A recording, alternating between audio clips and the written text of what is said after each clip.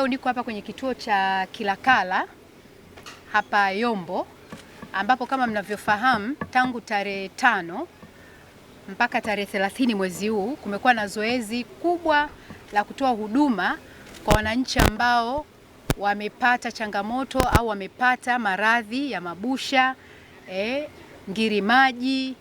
Unaona, ndio magonjwa makubwa ambayo tulikuwa tunayangalia, lakini kuna wengine wenye matende pia ambao walikuja. Kama tunavyofahamu, magonjwa haya ni kati ya magonjwa ambayo yanaathiri sana wananchi, lakini pia ni magonjwa ambayo yanajulikana kwamba magonjwa yasiyopewa kipaumbele, ndio jina lake. Kutopewa kipaumbele haimaanishi kwamba sio ya muhimu. Wote mnafahamu, mtu akiwa na tende, akiwa na busha, akiwa na ngiri maji, akiwa na vikope vile tunaita, unakuta kwamba hata uwezo wake wa kufanya kazi unapungua kwa sababu ya ugonjwa alionao. Lakini pia ugonjwa huu unaathiri sana watu wenye kipato cha chini. Kwa hiyo unakuta mtu kipato chake ni cha chini, lakini pia anashindwa sasa hata kwenda kufanya kazi nyingine za kujiongezea kipato. Kwa hiyo ndio maana haya magonjwa yana program maalum au mpango maalum ndani ya Wizara ya Afya. Lengo lilikuwa ni kufikia wananchi 500. Lakini kwa takwimu ambazo zimewasilishwa leo asubuhi hapa na mganga mkuu wa mkoa pamoja na mkurugenzi wa kinga kutoka Wizara ya Afya, tumeona kwamba hadi sasa wananchi waliojitokeza baada ya kupewa elimu ni zaidi ya 1300. Lakini kati ya hao ambao wamekutwa na magonjwa haya ya ngiri maji pamoja na mabusha ni wagonjwa takriban 668. Kwa hiyo lengo lilikuwa ni 500. Lakini sasa hivi tushafikisha 668. Na katika hao ambao wameshafanyiwa upasuaji ni 457 tayari wameshafanyiwa upasuaji. Tumeamua pia katika zoezi hili wale wote wananchi ambao walikuja hapa wamegundulika na magonjwa mengine ambao ni tofauti, ikiwemo hena ndio limejitokeza sana, hata wao pia tutawahudumia. Kwa hiyo tutamaliza hawa wangiri maji na mabusha, na tutakuwa tumeshaweka utaratibu. Nimeongea na wenzangu kutoka wizarani, ofisi ya Rais TAMISEMI na mkoa, tumeshapangana hapa na kina Muhimbili namna ambavyo tutawahudumia na hao. Kwa hiyo niwaombe wawe na subira kidogo, tumalize hili zoezi, tutaendelea nao. Japo tumeshaanza. Kwa mfano, leo ninafahamu kuna ambao wameshaenda hospitali ya Temeke. Kwa hiyo tutawafanyia. Hatutamwacha mtu, na wao pia tutafanya nini? Tutawafanyia. Kwa hiyo wananchi, mnaposikia mazoezi kama haya, wewe njoo. Ni fursa yako pia, unaweza kupimwa ukakutwa na tatizo lingine ambalo hukulifahamu. Tutalifanyia kazi, tutalishughulikia. Sasa hivi tunashukuru kwamba zoezi hili limewezeshwa. Mheshimiwa Rais ametupa bilioni 4 nchi nzima tufanye hili zoezi. Lakini pia tunao wadau wa maendeleo ambao tumefanya nao. Kumekuwa kuna mila potofu na taarifa potofu nyingi sana. Wengine hawaji kwenye huduma si kwa sababu hawana uwezo. Lakini utasikia, wewe unabusha, una ngiri maji, una tende, huyo kalogwa huyo. Wanaume wanaambia umevimba namna hiyo, kumejaa namna hiyo, huyu katembea na mke wa mtu huyu.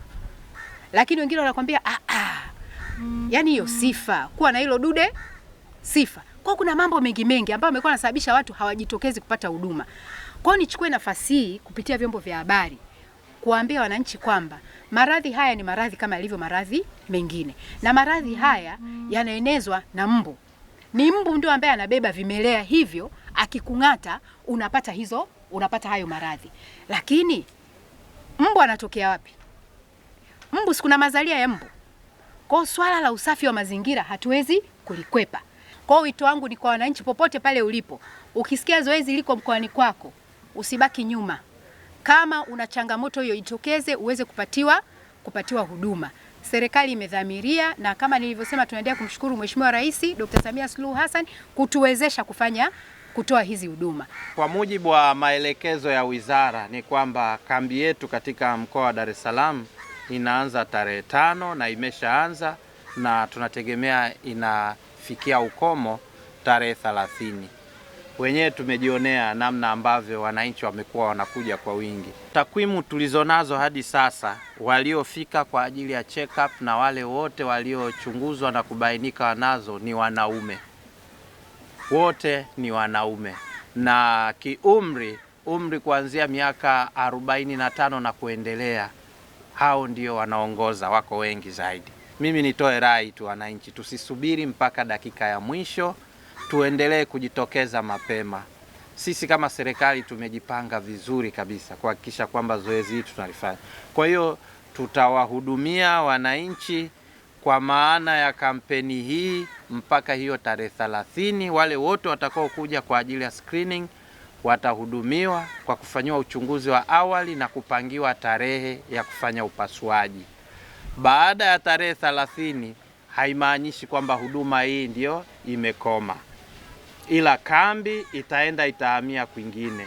Vituo vyetu vyote vya kutolea huduma za afya vinavyofanya shughuli ya upasuaji vitaendelea na kushughulikia kambi, lakini wale ambao mpaka tarehe 30 watakuwa tayari walishafanyiwa uchunguzi wa awali na kupewa tarehe, tutaendelea kuwahudumia. Kwa hiyo wataalamu bado wataendelea kuwapo kwa ajili ya kuwafanyia upasuaji mpaka almost mwezi wa pili tutakuwa ndio tunamaliza kwa lisi tulionao sasa hivi. Kwa majina naitwa Mohamed Abdalla Mbonde, ni mkazi wa Mtoni Lelini. Nilikuja kufanyiwa tiba ya operation hapa tarehe 14 huu mwezi wa kwanza, na maendeleo naendelea vizuri, namshukuru Mwenyezi Mungu.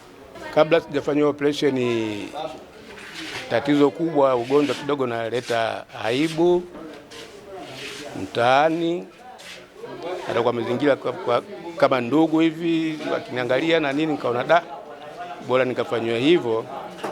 Lakini nitaka nifanye tiba muda mrefu sana, lakini kutokana na hali yangu ngumu nikashindwa kufanya hivyo. Kwa vile ofa hii imetokea, nashukuru, nimekuja kuifanyia kazi. Mimi ni Julius Emmanuel Kitundu. Nimekaa nao ugonjwa karibu miaka kama 6 hivi. Kwa hiyo ilianza kidogo. Baada ya kufika kidogo nikaona sasa hapa panakuwa panazidi.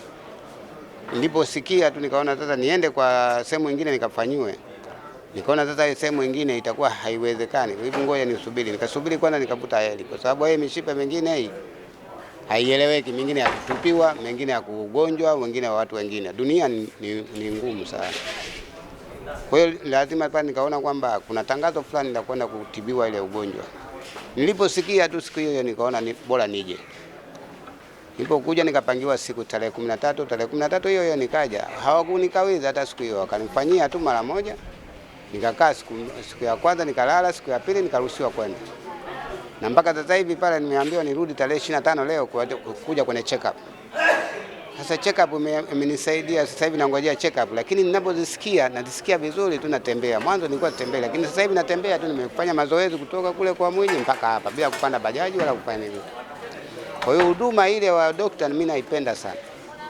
Wamefanya vizuri, hata Dr. Samia angefanya hivyo ili waende kwenye watu wengine waliokuwepo, ni wengi mno, ila wanazificha ndani kufuatana na oga. Mimi naona kwamba ili uoga watoe ugonjwa, mwisho wa siku huo watauharibu, kwa sababu utashindwa kupasua, utafanya kufanya nini, kila kitu utashindwa. Kwa hiyo naona Dr. Samia aende na hospitali zingine na mikoa zingine, hata katika ugonjwa huo wamemata sana mikoa ya Pwani.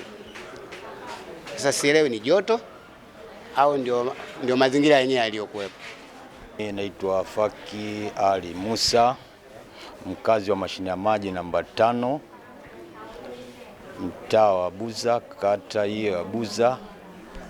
Na shukuru kwa ugonjwa nilikuwa nao, nilikuwa na miaka kama 10 mpaka 12 mpaka nilipofikia hapa kupata taarifa kama kuna taarifa zimetoka, kuna hospitali wanapasua busha bure. Niliweza kufika hapa, sikumbuki ilikuwa tarehe ngapi, lakini operation ilifanywa namba tarehe 14. Fanywa operation tarehe 14 na tarehe 15 niliweza kuruhusiwa. Ila nashukuru hakuna daktari yoyote, hakuna mtu yoyote aliweza kutuhudumia hapa akaweza kutudai hata shilingi 50 wala 100.